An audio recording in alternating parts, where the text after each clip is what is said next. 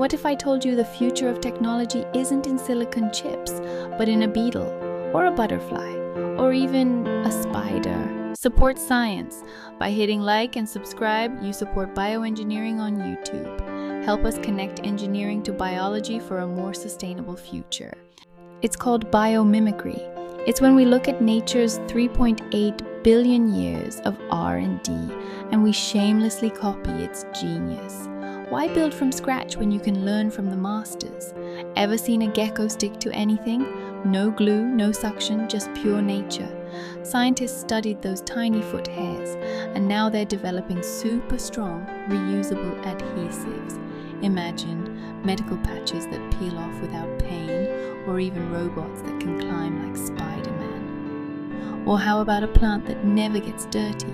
The lotus leaf has microscopic bumps that make water roll right off, taking grime with it. Now, we have self-cleaning paints and fabrics, but wait, there's more. In the scorching Namib desert, a beetle literally drinks water from the air using its bumpy shell. Engineers are designing buildings and tents that can harvest clean drinking water from fog, all thanks to a tiny bug. But what if we don't just copy nature? What if we tweak it? That's bioengineering. We're not just observing, we're designing with nature's own building blocks.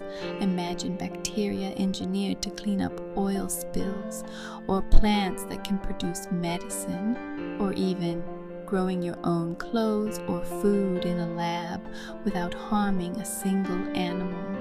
Of course, with great power comes great responsibility.